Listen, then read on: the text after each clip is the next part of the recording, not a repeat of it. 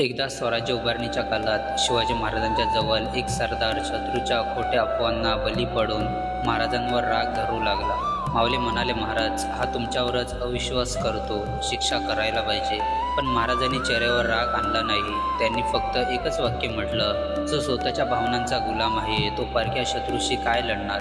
महाराजांनी त्या सरदाराला समोर बोलवून घेतलं. त्याची प्रत्येक गोष्ट शांतपणे ऐकली. त्याचा राग, त्याचा संभ्रम सगळं शांतपणे समजून घेतलं. जेव्हा त्या सरदाराला लक्षात आलं की महाराज त्याच्यावर रागवलेच नाही आहेत, तेव्हा त्याच्या डोळ्यात पाणी आलं. तो म्हणाला, महाराज, मी भावनांच्या गुलामीत अडकलो आणि तुम्ही मन जिंकून दाखवलं.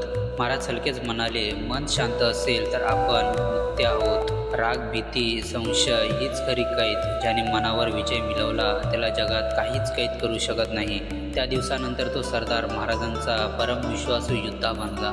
भावना मनावर राज्य करू लागल्या तर आपण कैदी होतो, पण जेव्हा आपण भावनांवर नियंत्रण मिळवतो तेव्हाच खऱ्या स्वातंत्र्याची चव कळते.